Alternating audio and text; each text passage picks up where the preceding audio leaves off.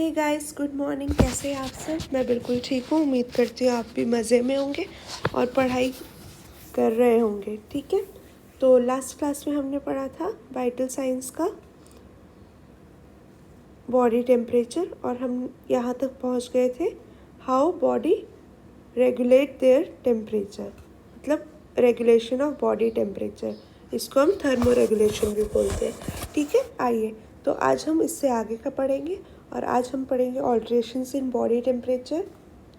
ऑल्ट्रेशंस in body temperature के बाद हम पढ़ेंगे फीवर और नर्सिंग मैनेजमेंट ऑफ फीवर।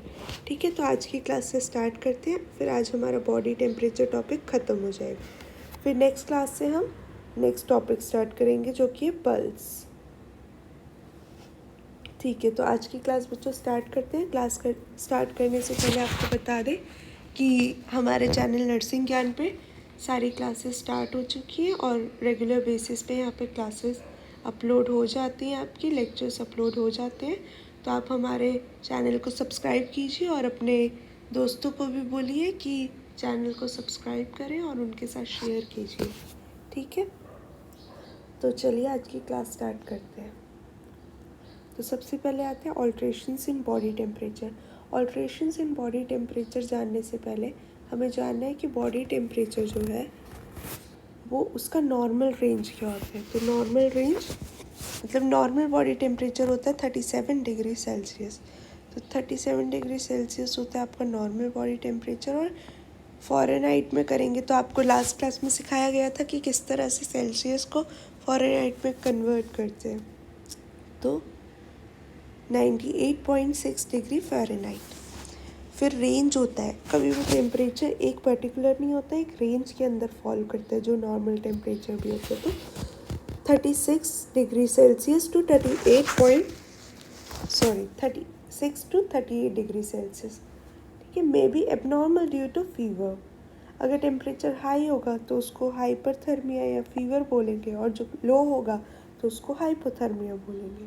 ठीक है, pyrexia fever body temperature above normal range 38 to 41 degree Celsius होगा अगर बॉडी टेम्परेचर, तो हम उसको पायरेक्सिया कंसिडर करेंगे।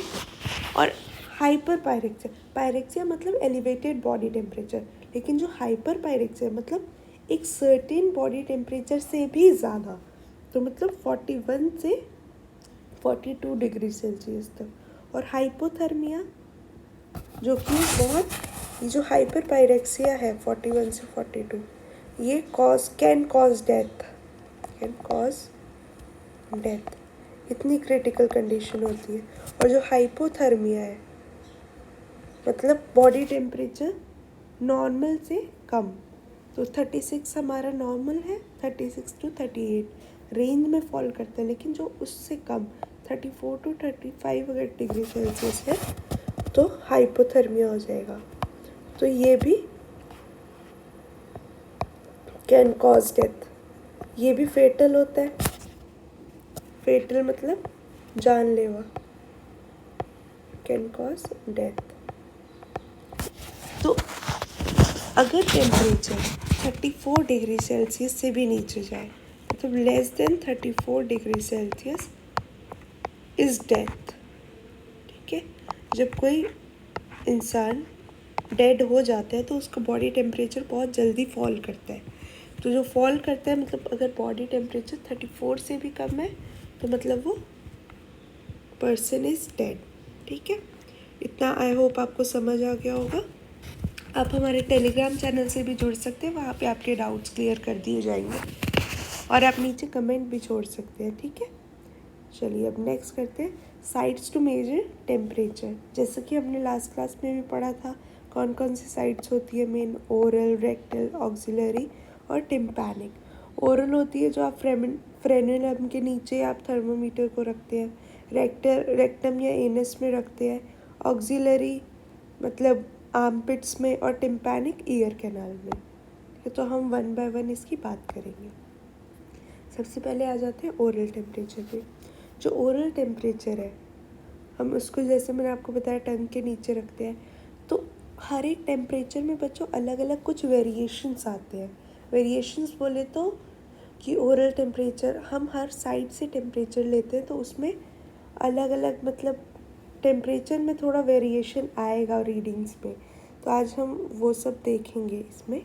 It's measurement is 0.65 degree Celsius. 0.65 degree Celsius को आपका होमवर्क है कि फ़ारेनहाइट में कन्वर्ट करना है, तो कितना होगा, कितना डिग्री फ़ारेनहाइट होगा, ये आप कमेंट सेक्शन में लिख के भेजिए, ठीक है। लेस देन रेक्टल टेम्परेचर, जो रेक्टल टेम्परेचर होता है उससे 0.65 डिग्री सेल्सियस कम होता है ओरल टेम्परेचर, और एक्सिलरी टेम्परेचर से 0.65 ज़्यादा होता है हमेशा, ठीक है। और जो ओरल टेम्परेचर होता है आपने देखा होगा कि मोस्टली यहीं से लोग टेम्परेचर लेते हैं, तो it is most common site for temperature measurement. अब हम पढ़ेंगे इसके कुछ कॉन्ट्रा इंडिकेशंस। कॉन्ट्रा इंडिकेशंस मतलब कि किस लोगों पे हम ये यूज़ नहीं कर सकते। तो देखिए, अनकॉन्शियस पेशेंट पे अगर हम ओरल थर्मामीटर लगाएंगे तो वो नहीं उसको एक्सेप्ट कर पाएगा। इन्फेंट्स पे बच्चे स्टेबल नहीं होते, इसीलिए। पेशेंट विद अल्सर एंड सोर माउथ, अगर उसको माउथ अल्सर है तो किस तरह से हम कोई फॉरेन ऑब्जेक्ट उसके माउथ में इंसर्ट कर सकते हैं, ये आप ही सोचिए। पेशेंट विथ परसिस्टेंट कफ है तो वो ऑलरेडी इतना बैक्टीरिया है तो नहीं, ठीक है। अब ओरल टेम्परेचर के कुछ एडवांटेजेस होते हैं और कुछ डिसएडवांटेज। एडवांटेजेस जैसे कि ये इजीली एक्सेसिबल है, पेशेंट को कंफर्ट रहता है क्योंकि कहीं इन्वेजिव नहीं हो रहा है ना बॉडी के अंदर, ठीक है। और डिसएडवांटेज ये है कि देखिए, जैसे कि कई बार कोई खाना खाता है या कोल्ड ड्रिंक पी लिया तो उसका टेम्परेचर ठंडा हो गया, और अगर कोई कॉफ़ी चाय पी लिया, सिगरेट पी लिया, आप लोग कहीं पीते भी होंगे, नहीं पीना चाहिए, गलत बात है, ठीक है। तो इस सब से क्या रहता है कि टेम्परेचर में वेरिएशंस आएंगे, तो इसीलिए हमें 10-15 मिनट वेट करना होता है, या तो खाने के बाद या स्मोकिंग के बाद। तो ये हमारे कुछ डिसएडवांटेजेस हो गए, ठीक है। तो बात करते हैं एडवांटेजेस होता है इजी एक्सेस, पेशेंट को कंफर्ट रहता है। Disadvantages can lead to false reading if patient has taken hot और cold food by mouth and has smoked, so we have to wait for at least 10-15 minutes after meal or smoking, okay। Next आता है हमारा rectal temperature. Rectal temperature क्या होता है, हम इसको rectum के अंदर जो रेक्टल थर्मामीटर होता है जिसका टिप थोड़ा ब्रॉड होता है, मर्करी थर्मामीटर से, आपको लास्ट क्लास में हम बताए थे, रेक्टल थर्मामीटर ये होता है, ठीक है। तो उस पर इंसर्ट करते हैं, तो जब ये एक इन्वेजिव प्रोसेस है तो इससे हमें कोर बॉडी टेम्परेचर मिलता है। कोर बॉडी टेम्परेचर क्या होता है, जैसे कि मैं आपको पहले से बताया हुआ है कि डीप बॉडी टिश्यूज़ का टेम्परेचर, वो हमें कोर बॉडी टेम्परेचर। तो जो ये रेक्टल टेम्परेचर होता है हम इस पर सबसे ज़्यादा भरोसा कर सकते हैं, और ये बहुत एक्यूरेट होता है। और इसका जैसे आपको बताया था ओरल टेम्परेचर है वो 0.65 कम होता है रेक्टल टेम्परेचर से, तो रेक्टल क्या होगा, ओरल से 0.65 ज़्यादा, तो 0.65 degree Celsius higher than oral temperature. इसके कुछ डिसएडवांटेजेस होते हैं, जैसे कि पेशेंट को सबसे पहले तो प्राइवेसी चाहिए।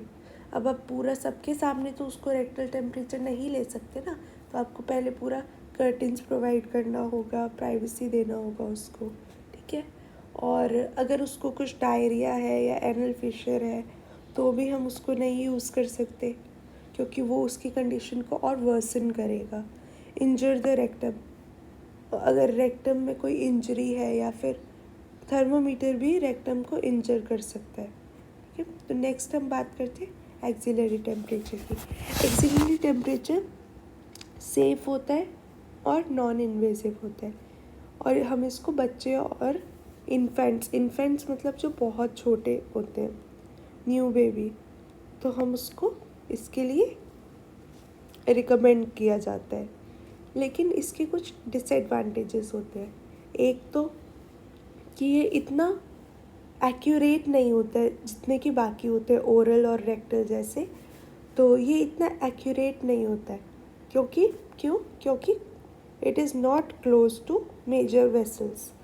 तो लॉन्ग टाइम 10 से 15 मिनट इसको रखना होता है, तब आपका एक्सिलरी टेम्परेचर आएगा। Long time, less accurate, least reliable. जब एक्यूरेट नहीं होगा तो हम उस पर रिलाई भी नहीं कर सकते, मतलब भरोसा भी नहीं कर सकते। क्यों? Because the temperature obtained using this route can be influenced by a number of factors, example bathing, friction during cleaning. तो ऐसा क्यों होता है लीस्ट रिलायबल? क्योंकि बहुत सारे फैक्टर्स है जो इसको अफेक्ट करते हैं। जैसे अगर हम नहाए तो हमारा टेम्परेचर ठंडा होगा थोड़ा, मतलब हाइपोथर्मिया हम दिखा सकते हैं। लेकिन जब जैसे फ्रिक्शन हुआ, हम नहा क्लीन कर रहे हैं पेशेंट को, तो कुछ फ्रिक्शन हुआ, तो वो फ्रिक्शन अगर उस साइड पे हुआ तो टेम्परेचर वो ऑलरेडी एलिवेटेड दिखाएगा। तो ये सब कुछ बातें हैं कि हम इस पर रिलाई इसीलिए नहीं कर सकते। तो ये एक choice route, it is a route of choice in patient that can not have their temperature measured by other route. ठीक है, ये ज़रूरी नहीं होता, लेकिन पेशेंट को अगर मन है तो वो एक्सिलरी टेम्परेचर लेगा।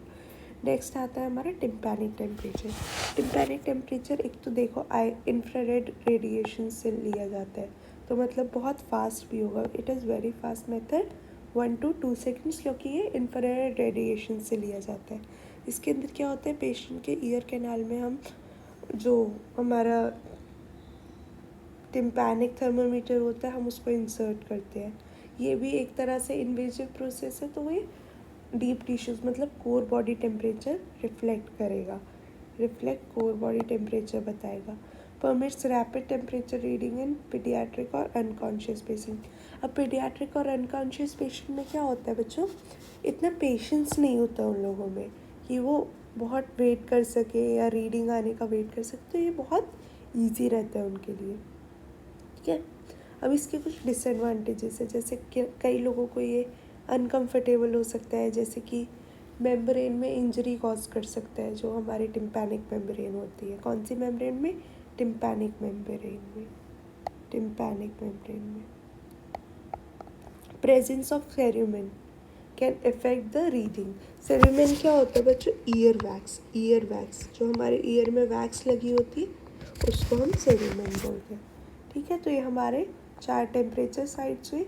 तो अभी हमें क्या क्या चीज़ें याद रखनी है? देखिए, सबसे पहले तो एक क्विक रिविजन करते हैं। जो रेक्टल टेम्परेचर होता है, रेक्टल टेम्परेचर जो होता है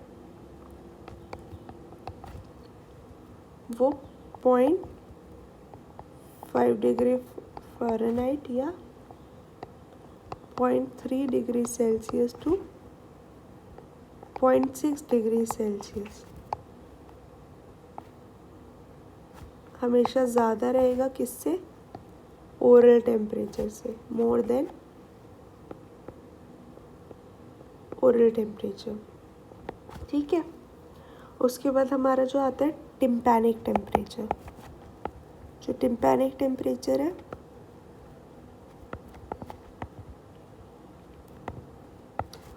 वो हमेशा क्या होगा, वो भी ओरल बॉडी टेम्परेचर से ज़्यादा होगा। कितना? Approx 0.3 degree to 0.6 degree Celsius.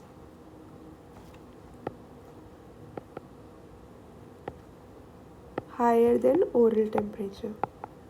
तो रेक्टल और टिम्पैनिक ऑलमोस्ट सेम हो गए, क्योंकि ये कोर बॉडी टेम्परेचर ले रहे हैं। जो एक्सिलरी टेम्परेचर है, जैसे कि हमने बताया था एक्सिलरी टेम्परेचर, तो ये तो शेल बॉडी टेम्परेचर ले रहा है, मतलब सरफेस बॉडी एरिया का।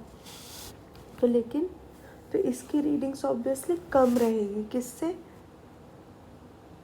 ओरल टेम्परेचर से। ओरल टेम्परेचर को हमने यहाँ पे बेस माना है। ठीक है, तो ये 0.3 degree to 0.6 degree Celsius lower than oral temperature. ठीक है बच्चों, ओरल टेम्परेचर को हमने यहाँ पे बेस माना है। फिर आता है आपका टेम्पोरल टेम्परेचर। जो टेम्पोरल थर्मामीटर का जो रीडिंग होगी वो क्या होगी, वो भी ओरल टेम्परेचर से कम होगी।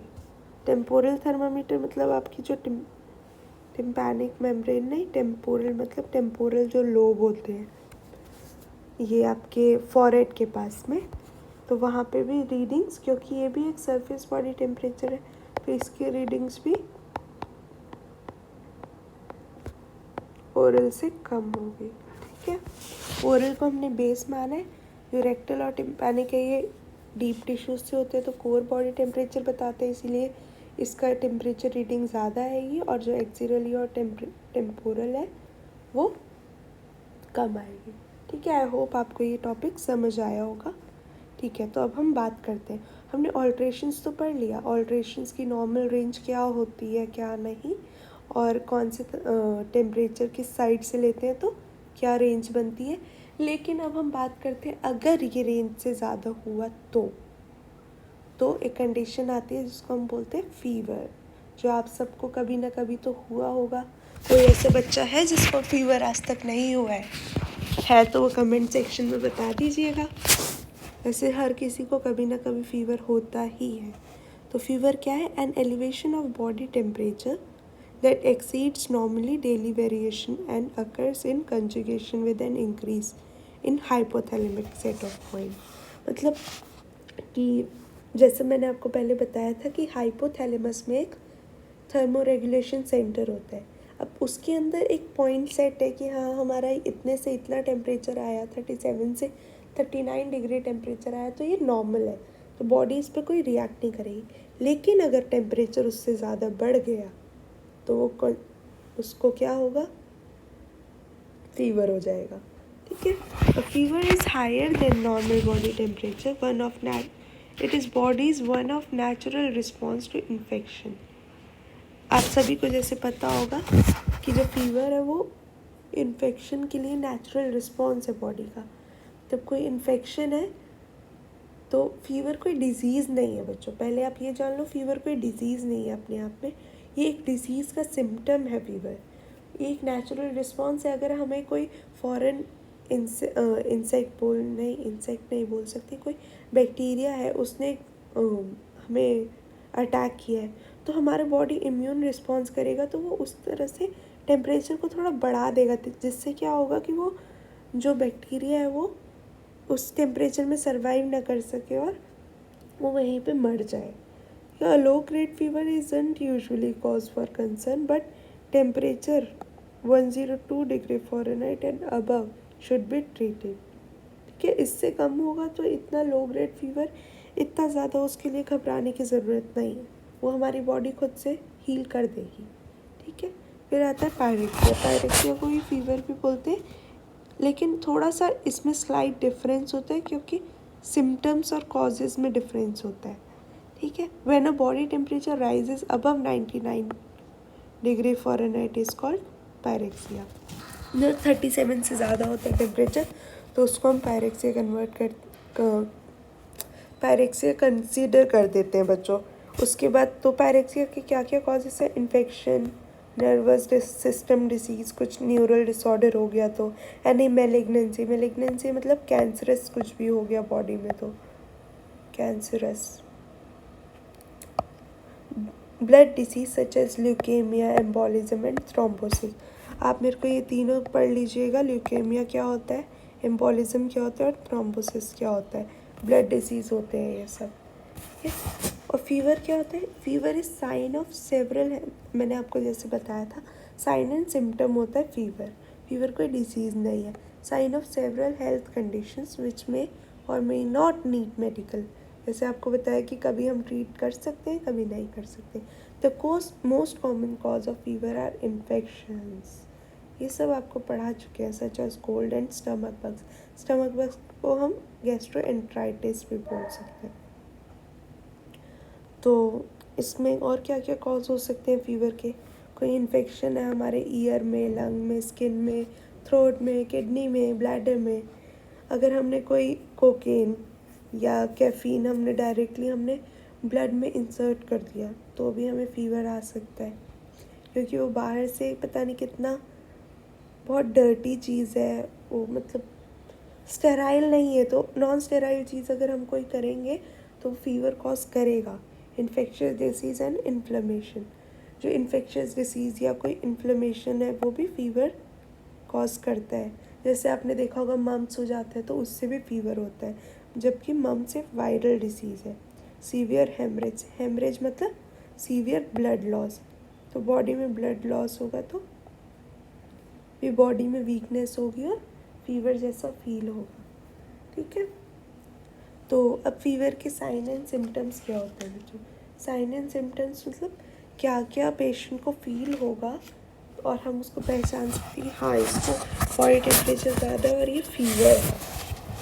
फ्लश फेस, स्किन बहुत ऐसे डल डल लगेगी, हॉट ड्राई स्किन, एनोरेक्सिया मतलब भूख नहीं लगना, लॉस ऑफ एपेटाइट, हेडेक होगा, nausea and vomiting, constipation and diarrhoea, body एक, स्केंट हाईली कलर्ड यूरिन होगा, increased heart rate, respiration rate and depth, shivering होगा और साइनोटिक नेल रेट। साइनोटिक क्या होता है? जो ब्लू हो जाते हैं, ब्लूइश कलर,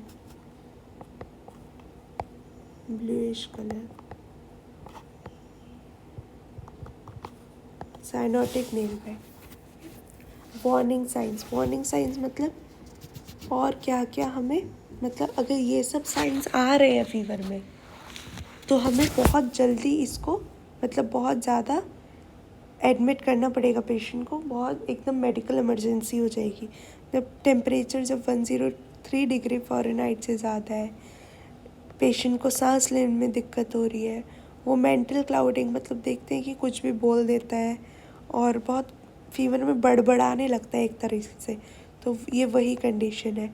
परसिस्टेंट हेडेक बहुत तेज़ हो रहा है और जा ही नहीं रहा है। Fever does not subside in 48 hours, अगर 48 घंटे तक रेगुलर फीवर है तो भी ठीक है। फिर उसके बाद कुछ डायग्नोस्टिक टेस्ट होते हैं जिससे हमें पता लगता है कि हाँ फीवर के लिए हम कुछ जांचें कराते हैं, जैसे CBC मतलब complete blood count,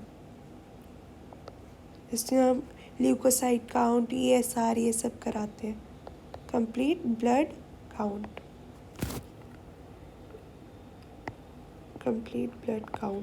blood culture कराते हैं कि कोई बैक्टीरिया से तो इन्फेक्ट नहीं है बॉडी। विडाल टेस्ट किस लिए होता है? कि टाइफाइड तो नहीं है, टाइफाइड को डिटेक्ट करने के लिए होता है विडाल टेस्ट। चेस्ट एक्सरे कराते हैं किस लिए? निमोनिया के लिए।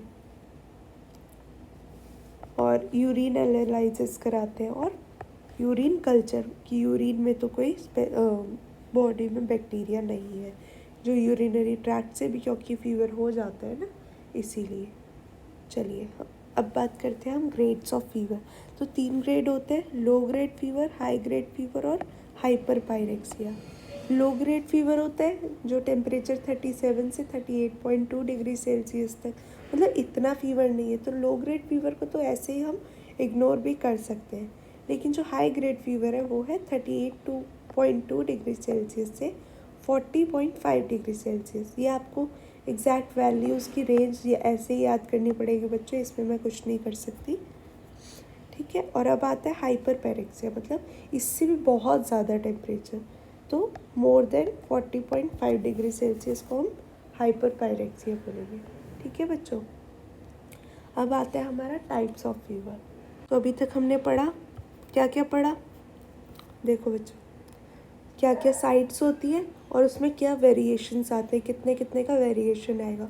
फीवर क्या होता है, फीवर और पायरेक्सिया क्या होता है, फीवर के कॉज, पायरेक्सिया के कॉज, कौन से डायग्नोस्टिक टेस्ट हैं जिससे हम फीवर को डिटेक्ट कर सकते हैं और क्या क्या वार्निंग साइंस है। ठीक है, अब हम पढ़ेंगे types of fever. Types of fever मतलब फीवर का कुछ जैसे कि एक स्केड्यूल होता है कि हाँ दिन में आ रहा है, रात में आ रहा है, बहुत तेज़ आ रहा है, जैसे बोलते हैं हर 2 घंटे में इसको डॉक्टर साहब बुखार चढ़ रहा है, तो ये कुछ टाइप्स होते हैं और उसका कुछ स्पेसिफिक मेडिकल टर्म होता है। तो अब तो हम ऐसे नहीं बोल सकते ना, क्योंकि अब हम मेडिकल फील्ड में जैसे कि एंटर कर चुके हैं। तो चलिए अब हम उसी को एक एक करके देखते हैं। तो फर्स्ट आता है आपका इंटरमिटेंट फीवर। इंटरमिटेंट मतलब कि लगातार नहीं, कुछ कुछ टाइम के गैप पे। तो इंटरमिटेंट जैसे कि आपने सुना होगा इससे पहले इंटरमिटेंट वर्ड आजकल बहुत फैशन में चल रहा है, इंटरमिटेंट फास्टिंग। तो इंटरमिटेंट फास्टिंग क्या रहता है कि कुछ आप लोगों ने, कईयों ने तो करी भी होगी, तो अब मेरे को ज़्यादा डिटेल में जाने की ज़रूरत नहीं तो क्लास लंबा हो जाएगा। तो क्या रहता है इसके अंदर, जो बॉडी टेम्परेचर है हमारा, तो दिन में तो नॉर्मल रहता है, लेकिन रात में, डे में तो नॉर्मल रहेगा, लेकिन नाइट टाइम में बढ़ जाएगा। डे में तो नॉर्मल रहेगा, लेकिन जो नाइट में है टेम्परेचर वो राइज हो जाएगा। ठीक है, नॉर्मल टेम्परेचर था 37, तो दिन में तो 37 रहेगा, लेकिन मोर देन 37 हो जाएगा रात में। ठीक है, फिर आएगा सडन हाई फीवर, मतलब अचानक से बहुत तेज़ उसको बुखार आ रहा है, लेकिन कुछ टाइम के इंटरवल में आ रहा है। तो क्या होगा, एकदम से फीवर उसको चढ़ रहा है। फीवर चढ़ेगा तो बॉडी एक भी होगा, बॉडी एक होगा तो बहुत थकावट भी लगेगा। ठीक है, तो बॉडी एक भी होगा, थकावट भी लगेगा। तो इसका कोई एग्जांपल बताओ। सडन हाई फीवर तो आप नाम से ही पहचान सकते हैं। तो इसका एग्जांपल होगा बच्चों डेंगू फीवर। डेंगू में अक्सर ऐसा हो जाता है, तो इसका मोस्ट कॉमन एग्जांपल है कॉन्टीन्यूस फीवर। अब कॉन्टीन्यूस फीवर क्या होता है कि जैसे नाम से ही कई चीज़ें तो पता लग रही है। कॉन्टीन्यूस फीवर होता है कि जैसे पूरा दिन बुखार रह रहा है। बुखार मतलब जो बॉडी टेम्परेचर है 37 हमारा, उससे मतलब 38 रह रहा है हमारा, पूरा 38 रह रहा है पूरा दिन पे टेम्परेचर, लेकिन हाँ उससे ज़्यादा नहीं हो रहा। तो ये इतना ख़तरनाक चीज़ नहीं है। और ये किन कारणों से होता है, जैसे निमोनिया में हो जाता है, और टाइफाइड में हो जाएगा, और यूटीआई, मोस्ट कॉमन यूटीआई में। तो जो 1 डिग्री सेल्सियस का ही वेरिएशन रहता है, लेकिन हाँ पूरा दिन ये रहता है। तो यूटीआई में होता है, निमोनिया के केस में ऐसा हो जाता है। ठीक है, फिर आता है रेमिटेंट फीवर। तो कॉन्टीन्यूस और रेमिटेंट फीवर को आप कैसे पहचानोगे, क्योंकि कॉन्टीन्यूस फीवर की तरह ही होता है रेमिटेंट फीवर, जो कि कंटिन्यूस पूरा दिन रहता है। लेकिन हाँ इसके अंदर क्या होता है रेमिटेंट फीवर में, कि जैसे इसमें 1 डिग्री सेल्सियस का वेरिएशन था, लेकिन रेमिटेंट फीवर में ऐसा नहीं होता। इसमें मोर देन 1 डिग्री सेल्सियस का वेरिएशन होता है नॉर्मल बॉडी टेम्परेचर से। तो इसका मेन रीज़न होता है बैक्टीरियल इन्फेक्शन। कोई बैक्टीरिया ने इन्फेक्ट किया तो ये रेमिटेंट फीवर हो जाएगा। ये फिर आता है हमारा रूमेटिक फीवर। तो रूमेटिक फीवर बच्चों क्या होता है कि ये इसके अंदर भी ऐसे नॉर्मल फीवर होता है, लेकिन हाँ ये किस कारण होता है, जैसे आपको थ्रोट इन्फेक्शन हो गया, और टॉन्सिल्स में इन्फ्लेमेशन हो गया, टॉन्सिलाइटिस। इन्फ्लेमेशन को हम आइटिस वर्ड लगाते हैं, टॉन्सिलाइटिस। ठीक है, तो इन जैसे ये सब हो गए, तो ये किस वजह से होते हैं, एक स्ट्रेप्टोकोकल बैक्टीरिया आपने सुना होगा, स्ट्रेप्टोकोकस नाम का, किंगडम मोनेरा में पढ़ा भी होगा सब लोगों ने। तो स्ट्रेप्टोकोकस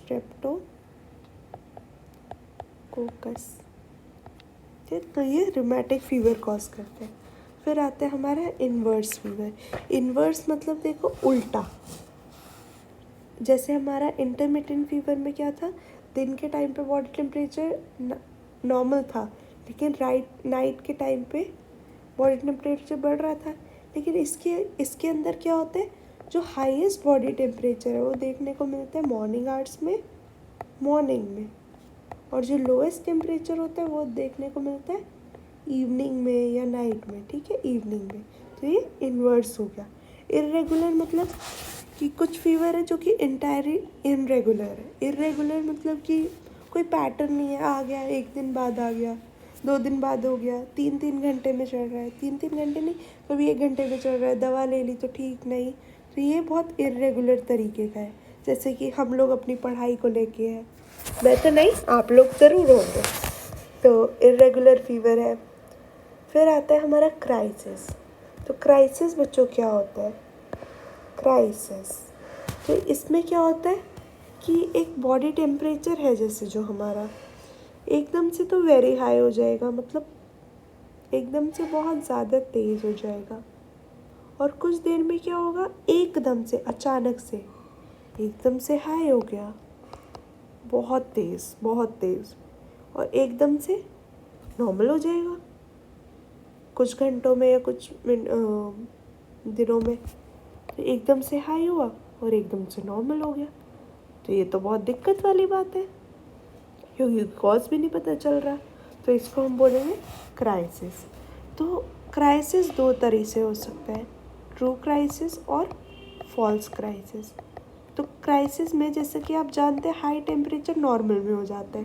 तो ट्रू क्राइसिस में क्या होता है, जब हमारा बॉडी टेम्परेचर नॉर्मल पे आ जाएगा लेकिन कुछ इम्प्रूवमेंट होगी पेशेंट में, मतलब जनरल कंडीशन उसकी थोड़ा इम्प्रूव्ड होगी, तो वो ट्रू क्राइसिस में आ जाएगा विद इम्प्रूवमेंट।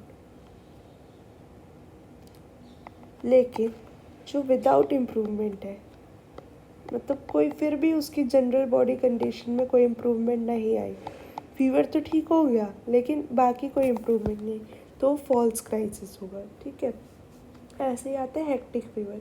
हेक्टिक फीवर मतलब जैसे जिसको कभी कभी होता है कि रोज़ आपने सुना होगा कि हमें सर्दी से बुखार चढ़ रहा है रोज़, तो वो हमारा हेक्टिक फीवर में आ जाती है वो कंडीशन। तो वो किस वजह से होती है, जैसे एक कंडीशन होती है एम्बिक लीवर एब्सेसिस। तो ये आपको पैथोफिजियोलॉजी एमएसएन में पढ़नी होगी थर्ड सेमेस्टर से, सॉरी फोर्थ या थर्ड सेमेस्टर में आपके। लेकिन हाँ, अभी आप बस इतना जान लीजिए, एक हेक्टिक फीवर होता है जो कि डेली टेम्परेचर उसका स्विंग होता है, मतलब इधर उधर होता है, और वो रिगर्स मतलब चिल्स और स्वेटिंग, एकदम पसीना आता है, एकदम ठंड चढ़ने लगती है, तो वो हमारा हेक्टिक फीवर में आता है। ठीक है, अब उसके बाद ये आपके कुछ हुए टाइप्स ऑफ फीवर, जिसमें हमने बात की अगर दिन में आता है रात को नहीं आता, और रात में आता है दिन में क्या होता है, तो उसको इंटरमिटेंट और कौन सा फीवर बोलेंगे, इन्वर्स फीवर बोलेंगे। फिर सडन हाई फीवर, कंटिन्यूस और रेमिटेंट में क्या फ़र्क होता है, इन्वर्स हेक्टिक, ये सब मैंने आपसे बात की। ठीक है, अब हम बात करते हैं कि फ़ीवर का कुछ लाइफ साइकिल होता है। अब ये थोड़ी पूरी लाइफ फीवर रहेगा, तो लाइफ साइकिल होता है, तो इसमें 3 स्टेजेस होते हैं, ऑनसेट, फैस्टिजियन और डिफर्वेसेंस। तो ऑनसेट क्या होता है, जब हमारा बॉडी टेम्परेचर बढ़ रहा होता है, when body temperature is rising state में होता है, तो ये ऑनसेट होगा फीवर का। फिर आता है फेस्टिजियम। फेस्टिजियम में क्या होता है कि बढ़ के एकदम अपना मैक्सिमम रेंज पे चला गया, मैक्सिमम रीच पे हो गया, और फिर कॉन्स्टेंटली मेंटेन कर रहा है उसी रेंज पे, तो ये एक स्टेज है फेस्टिजियम, इसको हम स्टेडियम भी बोलते हैं। फिर आता है डिफर्वेसेंस और डिक्लाइन। ये क्या होता है, इस स्टेज में होता है जो हमारा बॉडी टेम्परेचर वो नॉर्मल पे आ रहा है, ठीक है, डिक्लाइन स्टेज पे आ रहा है, तो हमारा रिटर्निंग टू नॉर्मल, जो हमारा बॉडी टेम्परेचर है वो नॉर्मल पे आ रहा है। ठीक है बच्चों, तो ये हमारे 3 लाइफ साइकिल में 3 स्टेजेस हो गए, ऑनसेट, फेस्टिजियम और डिक्लाइन स्टेज। तो जब डिक्लाइन मतलब हमारी बॉडी फीवर को डिक्लाइन कर रही है एक तरह से। ठीक है, ठीक है। अब कुछ टर्म्स होते हैं जैसे हाइपरथर्मिया और हाइपोथर्मिया। हाइपरथर्मिया होता है जब हमारा बॉडी टेम्परेचर 104 डिग्री सेल्सियस से ज़्यादा हो जाए। ठीक है, इसको हम कौन सा हाई ग्रेड फीवर भी बोल सकते हैं ना, हाई ग्रेड फीवर भी बोल सकते हैं, या कौन सा बोल सकते हैं, मैं गलत लिख रही हूँ तो बताइए कमेंट सेक्शन में। हाई ग्रेड फीवर से भी ज़्यादा जो होता है कौन सा होता है? हेलो बच्चों, ठीक है, तो हाई ग्रेड फीवर या हाइपर पायरेक्सिया स्टेट भी हो जाती है, हाइपर पायरेक्सिया स्टेट भी हो जाती है। ये हमारा बॉडी टेम्परेचर अगर इससे ज़्यादा हो जाता है, और अगर हमारा बॉडी टेम्परेचर 35 डिग्री सेल्सियस से कम हो जाता है तो मतलब हाइपो। हाइपर मतलब ही ज़्यादा होता है, जैसे हम हाइपर एक्टिव हो जाते हैं जब हमें छुट्टी की बेल सुनाई देती है तो, और हाइपो मतलब कम, जब हमें स्कूल जाना होता है सुबह तो हमारी बिल्कुल नींद एकदम हाइपर हो जाती है, और जब स्कूल से आना होता है तो कम बहुत एकदम नींद चढ़ जाती है। मैं कुछ गलत बोल रही हूँ, ठीक है, उस एग्जाम्पल पे मत जाइए, बहुत ही बुरा एग्जाम्पल दिया था मैंने। ठीक है, अब कुछ कंडीशंस होती है जो कि पैथोलॉजिकल तो नहीं है लेकिन हाँ फेटल हो सकती है, जैसे कि ओवर हीटिंग क्या है कि हमने गांव में देखा होगा लू लग जाती है। तो जो लोग बाहर ज़्यादा उस मौसम में धूप में घूमते हैं गर्मी के मौसम में, तो क्या होता है कि एकदम हीट एग्जॉशन हो जाता है,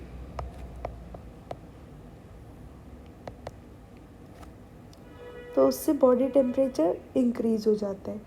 तो इंक्रीज़ हो जाता है तो अगर वो नहीं इंक्रीज़ तो हो जाता है, फिर वो थोड़ी देर में नॉर्मल हो जाता है। जब हम अपने नॉर्मल घर में आ जाते हैं, पानी वानी पी लेते हैं, नहा लेते हैं, तो हमारा बॉडी टेम्परेचर नॉर्मल हो जाता है।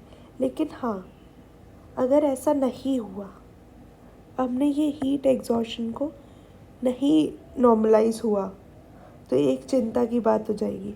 अगर हमारा बॉडी टेम्परेचर 103 डिग्री फ़ारेनहाइट से ज़्यादा हो गया और वो परसिस्टेंट उतना ही रह रहा है और हमने उस पर कोई ध्यान नहीं दिया, तो क्या होगा? उस कंडीशन को हम बोलेंगे हीट स्ट्रोक। ठीक है, हीट स्ट्रोक। तो ये सीरियस कंडीशन है। फिर आता है हीट क्रैम्प्स। तो हीट क्रैम्प्स क्या होगा? जैसे कि हीट क्रैम्प्स आपने देखा होगा कि गर्मी के मौसम में ज़्यादा, तो जो डिहाइड्रेशन की वजह से हमारे मसल्स में क्या होता है, एब्डोमेन में क्रैम्प्स आते हैं, कईयों की बाजुओं में आते हैं, कई को सोते सोते रात में भी आपने देखा होगा तो वो क्रैम्प्स आ जाते हैं। तो ये किस लिए होता है? जब हम डिहाइड्रेटेड होते हैं, मतलब हम इनएडिक्वेट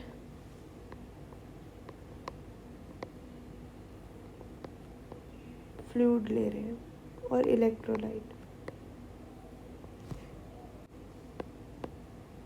फ्लूइड एंड इलेक्ट्रोलाइट इम्बैलेंस की वजह से भी ये हीट क्रैम्प्स हमें आ सकते हैं। और जब हमारी बॉडी से बहुत वाटर और सॉल्ट लूज हुआ हो, water and salt loss in more extent, तो भी हमें ये हीट क्रैम्प्स आ सकते हैं। ठीक है बच्चों, अब क्या होगा? ये सब हमने कुछ कंडीशंस पढ़ी कि बॉडी टेम्परेचर ज़्यादा है तो क्या क्या कंडीशंस हो सकती है। ठीक है, तो अब हम पढ़ेंगे कि अब ज़्यादा है तो आप तो अच्छे नर्स हैं, आपको तो ये सब ट्रीट करना है ना, तो हम किस किस तरीके से कर सकते हैं। तो इसके कुछ मेन पॉइंट्स हैं, इसके बारे में हम एक एक करके डिस्कस करेंगे। तो हमारा फर्स्ट पॉइंट आता है decrease body temperature. Decrease body temperature मतलब, हाँ, मैंने आपको मैकेनिज़्म समझाया था, हीट प्रोडक्शन और हीट लॉस किस तरह से होता है, तो और क्या क्या किस किस तरह से हम कर सकते हैं। मैकेनिज़्म में आपको पढ़ाया था रेगुलेशन में। तो हमें क्या करना है, हीट प्रोडक्शन को कम करना है। अगर ऑब्वियसली टेम्परेचर ज़्यादा है तो और हीट तो हम नहीं प्रोड्यूस करेंगे ना, तो हम उसको हीट प्रोडक्शन को कम करना है और हीट लॉस को ज़्यादा करना है। तो हीट प्रोडक्शन कम किस किस तरीके से हो सकता है? हम पेशेंट को बोलेंगे कि आप रेस्ट लो, ताकि जो एनर्जी है उसकी, जो ऑर्गन सिस्टम्स है वो इतना ज़्यादा वर्क ना करे, तो वो हीट प्रोड्यूस ही नहीं करेंगे और बाकी स्वेटिंग वगैरह से तो लॉस होता रहेगा। तो क्या होगा कि वो अपनी डेली की चीज़ों को थोड़ा सा अवॉइड करके रेस्ट करने के लिए हम उसे बोलेंगे, तो उसको बॉडी टेम्परेचर में जो हीट प्रोड्यूस हो रहा है तो वो नहीं होगा, थोड़ा कम हो जाएगा। नहीं तो नहीं बोल सकते क्योंकि मेटाबॉलिक पाथवे तो चलेगा ना, लेकिन हाँ थोड़ा कम हो जाएगा। और जो हीट लॉस है तो वो किस तरह से हो सकता है? हम उसको एडवाइस करेंगे कि आप कुछ ठंडा पीजिए, जैसे सर्दी के मौसम में तो नहीं ऑब्वियसली, लेकिन हाँ गर्मी के मौसम में, जैसे आप जेली खा लो, जूस पी लो, या फिर थोड़ा कोल्ड ड्रिंक्स पी लो। वैसे ये अच्छी चीज़ नहीं है, लेकिन हाँ पेशेंट को हम देंगे और हम उसको एसी चला के एसी वाले रूम में रख सकते हैं, तो उसको थोड़ा सही लगेगा। उसको भारी कपड़े नहीं, उसको हम लाइट वेटेड क्लोथ्स देंगे। और क्या कर सकते हैं बच्चों, हम उसको स्पॉन्ज कर सकते हैं, वो भी टैपेड वाटर से। तो अब ठंडे पानी से नहीं करते, बर्फ़ वाले से नहीं करते, लेकिन हम टैपेड वाटर से हम उसको स्पॉन्ज कर सकते हैं। स्पॉन्ज मतलब जो बोलते हैं ठंडी पट्टी रख दें, तो उससे भी हीट लॉस हो जाता है। ठीक है, और क्या दे सकते हैं? एंटीपायरेटिक्स दे सकते हैं, जैसे पैरासीटामोल दे सकते हैं। बच्चों को नहीं, बड़ों को। बच्चों को तो डॉक्टर की कंसल्ट से ही देना, लेकिन हाँ बड़ों को हम एक बार को अपने आप से दे सकते हैं पैरासीटामोल। तो इससे क्या होगा, बॉडी हीट लूज़ करेगा, तो उससे फीवर नहीं आएगा। तो ये एक दो तरह से नर्सिंग मैनेजमेंट हो गए, मतलब प्रोडक्शन में हम बोलेंगे कि हाँ हाँ हीट को प्रोड्यूस नहीं होना, बचाओ, ऐसे अपना रेस्ट करो बॉडी को, प्रोमोट हीट लॉस। तब टेपेड वाटर से करेंगे, उसको एसी वाले रूम में रखेंगे, सारे कपड़े उसको हल्के कपड़े पहनाएंगे, ठीक है। मेंटेन एंड थर्ड हमारा पॉइंट आता है maintain and monitor body temperature. तो बॉडी टेम्परेचर को मॉनिटर करना है और मेंटेन करना है। तो मेंटेन किस किस तरह से कर सकते हैं, क्योंकि कोई डिहाइड्रेशन तो नहीं है, हम पहले देखेंगे कि क्योंकि वो हीट क्रैम्प से बचाएगा ना। बाकी हमें वाइटल्स लेने हैं टाइमली, 4 to 6 आवर्स में अगर है तो हमें पूरा टेम्परेचर चेक करना है बार बार। तो और कोई हार्ट रेट में तो कोई दिक्कत नहीं आ रही, ये सब हमें चेक करना है।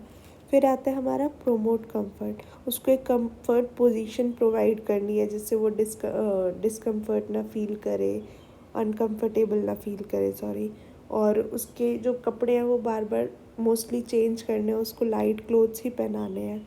और अगर उसको ठंड है और वो शिवरिंग कर रहा है तो हम उसको ब्लैंकेट दे सकते हैं। तो ये भी हमारा नर्सिंग मैनेजमेंट रहेगा, ठीक है। तो ये कुछ पॉइंट्स हैं। आई होप आपको ये वीडियो अच्छी लगी होगी और आपको ये सब समझ आया होगा। अगर नहीं आया तो भी आप कमेंट करके बता दीजिए। तो वो वाला टॉपिक आप डाउट क्लास में हमारे टेलीग्राम चैनल नर्सिंग_ज्ञान से जुड़ सकते हैं, ठीक है बच्चों। ठीक है, आज के लिए इतना ही, थैंक यू। अगली क्लास में हम पढ़ेंगे नए टॉपिक से, पल्स से, ठीक है। तो ये हमारा बॉडी टेम्परेचर ख़त्म हो गया, हमारा फर्स्ट वाइटल साइन बच्चों ख़त्म हो गया। अगले में हम पढ़ेंगे पल्स से। और अगर आपको मेरा पढ़ाने के तरीके में कोई दिक्कत लगती है तो आप ज़रूर कमेंट में लिख के भेजिएगा, ठीक है। ओके, थैंक यू बच्चों।